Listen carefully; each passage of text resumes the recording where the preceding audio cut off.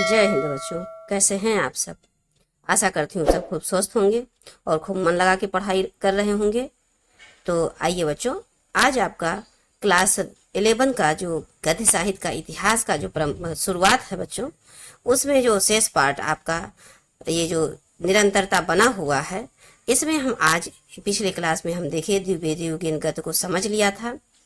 और अब आज बच्चों इनसे संबंधित जो प्रमुख नाटक और उनसे संबंधित फिर जो रचना है और रचनाकार हैं उनको पढ़ेंगे। किस युग के बच्चों? तो द्विवेदी युग के। आगे बढ़ने से बच्चों पहले एक छोटा सा रिक्वेस्ट। हाँ बच्चों, जिसे आप जानते हैं कि वीडियो को सब्सक्राइब करें और अपने फ्रेंड सर्कल में इसे सेंड करने का प्रयास करें और वीडियो को लाइक भी करें बच्चों। तो आइए अब हम प्रारंभ करते हैं द्विवेदी युग के महत्वपूर्ण नाटक से। आपके ये पाठ्यक्रम का एक महत्वपूर्ण हिस्सा है बच्चों। इसमें से 5 अंक का बनेगा। ये तो आप 5 अंक को पकड़ के चलिए। तो आइए बच्चों, इसके लिए हम ध्यानपूर्वक पढ़ते हैं द्विवेदी युग के महत्वपूर्ण नाटक को। तो राधाचरण गोस्वामी आते हैं बच्चों। ये दोनों युगों में हैं, भारतेंद्र युग में भी हैं और द्विवेदी युग में भी हैं। हमने आपको पहले भी जिक्र किया था कि कोई भी युग ना तो एकाएक शुरू होता है ना तो ही एकाएक बंद खत्म होता है। तो अगर कोई युग धीरे धीरे शुरुआत होता है, फिर जब धीरे धीरे समाप्त होता है दूसरा युग शुरू होता है, तो उसमें कुछ लेखक दोनों युगों में आ जाते हैं। तो इसमें राधाचरण गोस्वामी जी हैं। इन्होंने श्री रामा लिखा था। ये पौराणिक लिखा है, मतलब ये पौराणिक नाटक है, पौराणिक कथाओं पर आधारित नाटक है बच्चों। और शिवनंदन सहाय ने सुदामा लिखा है। ये भी पौराणिक नाटक पे कथाओं पर आधारित नाटक है। और ब्रजनंदन सहाय ने उद्धव लिखा है। उद्धव आप जानते हैं, याद करिए। उद्धव कहाँ गए थे? श्री कृष्ण ने कहाँ भेजा था? ब्रज में भेजा था। तो उद्धव क्या है? पौराणिक नाटक नहीं है। तो क्या कहते हैं? पौराणिक नाटक ये है ब्रजनंदन सहाय का। अब देखिए बच्चों, गंगा प्रसाद और गंगा प्रसाद गुप्त दोनों एक ही हैं। इन्होंने लिखा है रामाभिषेक। गंगा प्रसाद अभिषेक किससे होता है? गंगा से होता है। राम जी ने अभिषेक किससे किया था? भगवान शंकर का। तो गंगा से किया था। बस ये पौराणिक भी है। और दूसरा देखिए बच्चों, गंगा प्रसाद गुप्त ने ही लिखा है वीर जयमल। ये ऐतिहासिक नाटक है। ऐतिहासिक किसी राजा महाराजा के बारे में के द्वारा मतलब से संबंधित यहाँ पर नाटक रचा गया है। अब देखिए बच्चों, वृंदावन लाल वर्मा सेनापति उदल लिखा है इन्होंने नाटक। ये भी ऐतिहासिक ही है।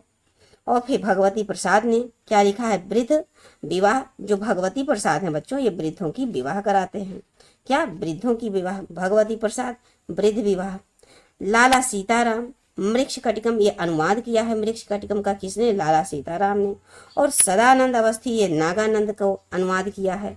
नागानंद और ये क्या कहते हैं? मृक्ष कटिकम, ये दोनों अनुवादित हैं। अनुवादित अर्थात बच्चों जो किसी अन्य भाषा में लिखा हुआ नाटक कोई दूसरा कवि या लेखक उसको अपनी भाषा में ट्रांसलेट कर दे, उसे अनुदित कहते हैं।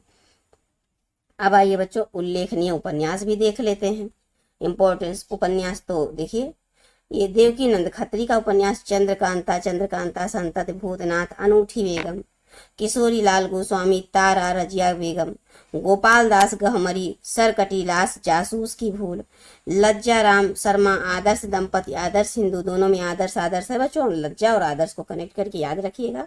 लज्जा राम शर्मा तो आदर्श दंपति। लज्जा किसमें? जो आदर्श व्यक्ति होता है उसमें थोड़ा लज्जा रहती है, लज्जाशील होते हैं। बस थोड़ा सा लिंक करके याद करिएगा। अयोध्या सिंह उपाध्याय, हरियोध, अध खिला फूल और ठेठ हिंदी का ठाठ। अब आइए बच्चों की कहानी की तरफ आगे बढ़ते हैं। किशोरी लाल गोस्वामी इंदुमती। देखिए किशोरी लाल गोस्वामी ने उपन्यास भी लिखा है। तो क्या क्या लिखा है? तारा और रजिया बेगम। और कहानी में इंदुमती लिखा है। ध्यान दीजिएगा, इन्होंने ज्यादातर नाम पे फोकस किया। तारा किसी का नाम, रजिया बेगम किसी का नाम और इंदुमती भी किसी का नाम ही है। अब देखिए लाला भगवान दीन बच्चों, जो व्यक्ति प्लेग की चुड़ैल को छुड़ा देगा वो क्या होगा? भगवान का दीन हो जाएगा। जिसको प्लेग की चुड़ैल पकड़ लेगी वो कैसा होगा? भगवान का दीन होगा। भगवान के शरण में जाएगा कि हमको बचाइए भगवान, प्लेग की चुड़ैल से छुड़वाइए हमको।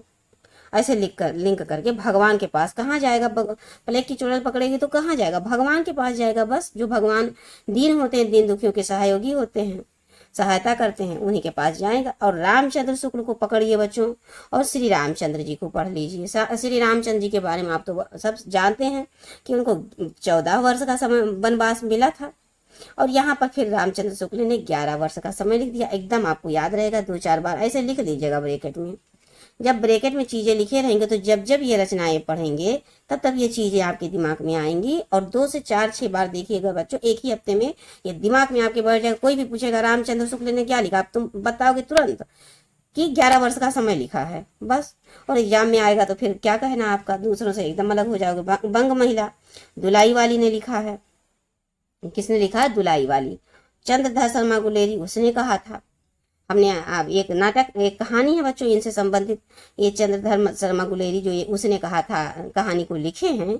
इसमें 2 पात्र होते हैं, एक लड़की होती है और एक लड़का होता है। लड़की छोटे से ही रहती है, वो किसी मतलब कोई होता है परेशानी, उसको ये जो पात्र होते हैं उनको बचा लेते हैं। उनमें दोनों में लगाव हो जाता है। वो निरंतर पूछते रहते हैं आपका मंगनी हुआ क्या, उस समय के उस भाषा के शब्दों में पूछते थे। अब वो जब तक कहती थी कि मतलब नहीं हुआ मंगनी तो बड़ा खुश रहते थे। एक दिन अचानक उसने कहा कि मेरी मंगनी हो गई है। अब ये उसी दिन से बहुत दुखी हो गए और ये मतलब क्या कहते हैं दूर चले गए पढ़ाई करने के लिए। पढ़ाई करके सिपाही बन गए और यहाँ इधर इधर इनका विवाह हो गया। धीरे धीरे 20 से 22 वर्ष बीत गया। उनको एक पुत्र भी हुआ और पुत्र और एक समय ऐसा आया कि जब सीमा पर लड़ने के लिए जाना पड़ा, तो प्रत्येक नागरिक को जाना पड़ रहा था। तो यहाँ पर इन्होंने भी इनके पति और पुत्र, जो लड़की थी उनके पति और पुत्र को भी जाना था। तो जो लड़की थे उनके पति और ये जो पात्र थे जो इन्हें पसंद करते थे, वो उन्होंने मतलब पहचान हुआ। तो उन्होंने उनसे कहा कि आप हमारे घर चलिए, हमारी जो घर वाली हैं वो आपको पहचानती हैं, आपके बारे में जिक्र करती है। तो ले जाते हैं, तो वो भी पहचान जाते हैं कि हाँ यही हैं। फिर जब वो वहां से फिर चलने लगते हैं और उनके पिता और पुत्र को भी जाना पड़ता है सीमा पर लड़ाई करने के लिए। तो ये उनसे वादा कराती है, लड़की जो है कहती है कि जिस तरह से आपने मेरी जान बचाई थी बचपन में, उसी तरह से मेरे पति और पुत्र को भी आपको बचाना होगा, आपको रक्षा करना होगा। इस तरह से वो प्रॉमिस करते हैं। तो फिर जाते हैं जब सीमा पर लड़ाई करने के लिए, तो वहां पर किसी तरह से मतलब बहुत कठिनाइयों का सामना करते हुए दोनों को बचाते हैं और अपने जान को दांव पे लगा देते हैं। और फिर उनसे कहते हैं कि जाइए उनसे कहिएगा कि उसने जो कहा था मैंने पूरा किया वादा। तो इसी कहानी को बच्चों गुलेरी जी ने उसने कहा था टाइटल रख दिया। अब इसको हमने लिंक आपको इसलिए जोड़ दिया कि ताकि ये जैसे आपको उसने कहा था रचना आए तो आप तुरंत चंद्रधर शर्मा गुलेरी को याद कर लें। अब आइए बच्चों जीवन चरित्र की तरफ हम लोग बढ़ते हैं। अब जीवन चरित्र क्या होता है?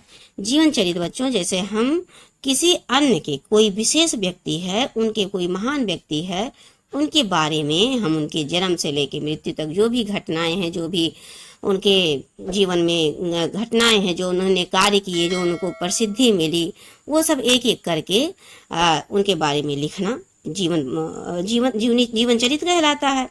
तो इसमें माधव प्रसाद मिश्र ने विशुद्ध चरितावली लिखा, जबकि बाबू शिवनंदन सहाय ने हरिश्चंद्र का जीवन चरित्र लिखा। और शिवनंदन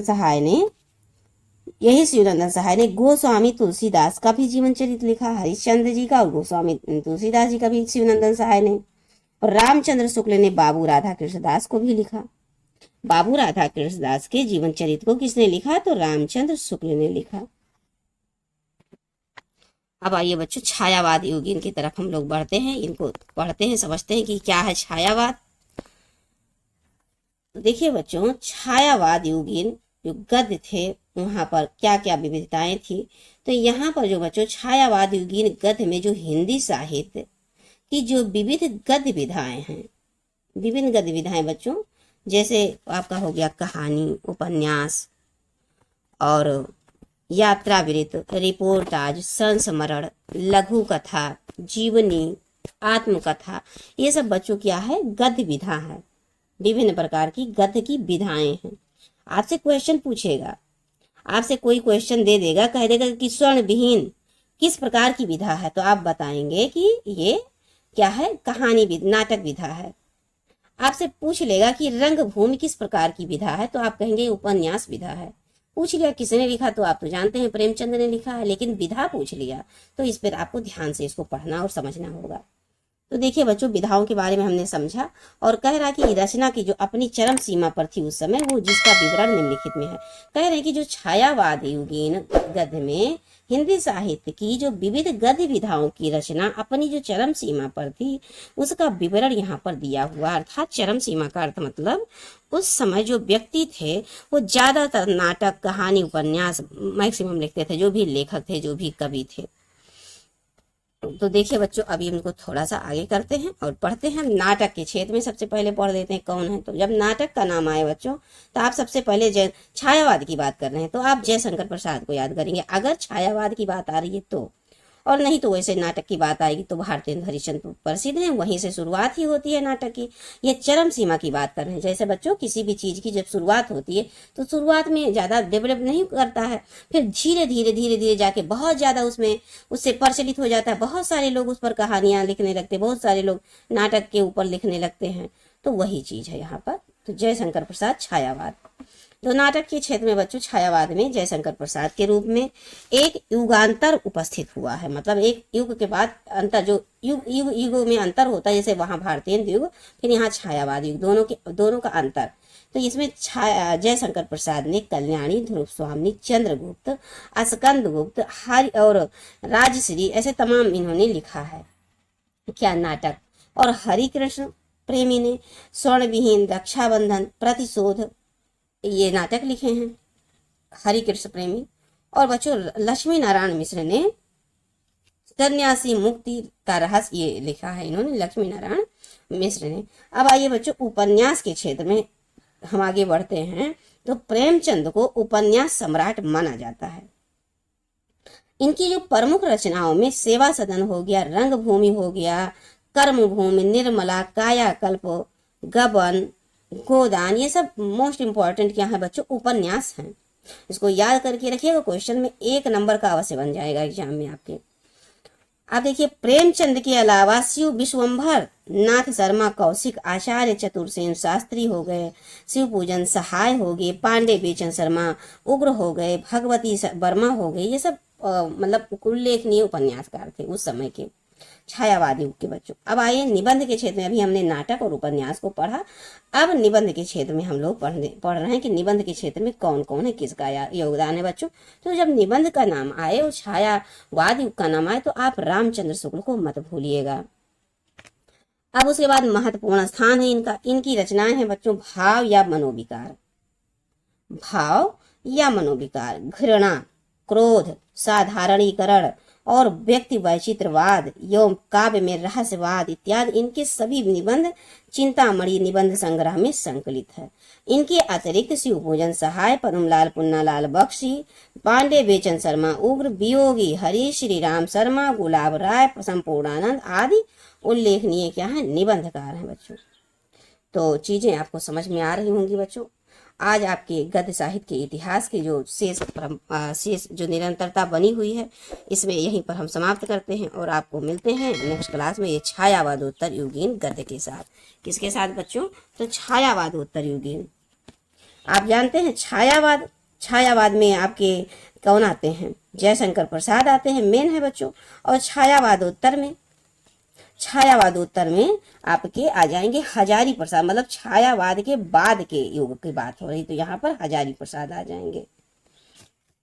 तो अब हम यहाँ पर चीजें समाप्त करते हैं। मुझे विश्वास है बच्चों कि आप अगर निरंतर यूं ही बने रहे, निरंतरता बना के आप सुनते रहे, वीडियो को समझते रहे, तो आपको ये चीजें जो गद्य साहित्य या पद्य साहित्य का जो कंफ्यूजन रहता है, जो बोरियत महसूस होता है, ये बिल्कुल आपके दिमाग से उतर जाएगा। और निरंतरता बनाते हुए पढ़ते रहेंगे तो इसमें रुचि भी आपको लग जाएगी। जब इंटरेस्ट लगने लगेगा बच्चों, तो फिर क्या कहना, आपको याद भी होगा आपके मन में। चूंकि बच्चों निरंतर हम इसीलिए दे रहे हैं क्योंकि आपके अंदर क्या है, आदत बन जाए हिंदी को भी अपने और पाठ्यक्रम में समाविष्ट करने की। जैसे रोजाना और विषय आप पढ़ते हैं उस प्रकार से हिंदी भी निरंतर पढ़ती जाइए। चूंकि ये आपको आसान लगता है इसलिए आप सोचते हैं कि इसको तो हम लास्ट समय में, क्योंकि और सारे विषय पढ़ते पढ़ते समय बीत जाता है। लेकिन बच्चों उसी समय में थोड़ा सा समय आप इन हिंदी को भी निकाल लिया कीजिए। इसीलिए हम निरंतर वीडियो प्रोवाइड कर रहे हैं आपके पास। आप चैनल को सब्सक्राइब किए रहेंगे, निरंतर आपके पास वीडियो पहुंचता रहेगा और आप इसी बहाने पढ़ते रहेंगे, क्योंकि आज नहीं पढ़ेंगे कल पढ़ेंगे, रखेंगे, अगर कल पे टाल रहे हैं तो वीडियो थोड़ा और बड़ा हो जाएगा। इसलिए आप सोचेंगे कि लाओ आज ही पढ़ लेते हैं, और आज ही पढ़ लेते हैं, आज ही पढ़ लेते हैं, 5 मिनट पढ़ लेते हैं। इससे बच्चों क्या होगा, हैबिट में आ जाएगा। और आपका फिर धीरे धीरे करके आपको हिंदी में भी कोई प्रेशराइज नहीं रहेगा एग्जाम के समय में, और एकदम प्रभावपूर्ण तरीके से आप अच्छे से एग्जाम में अपना परफॉर्मेंस दिखा पाएंगे। तो आइए बच्चों, अब हम यहाँ पर वीडियो समाप्त करते हैं। जाने से पहले थोड़ा सा जो छोटा सा रिक्वेस्ट बच्चों, जी हाँ बच्चों, आप चैनल को सब्सक्राइब कर लीजिए और वीडियो को अपने फ्रेंड सर्कल में सेंड करने का प्रयास कीजिए, और वीडियो को लाइक कीजिए और अपनी बातों को कमेंट के माध्यम से अवश्य बताएं। जय हिंद बच्चों।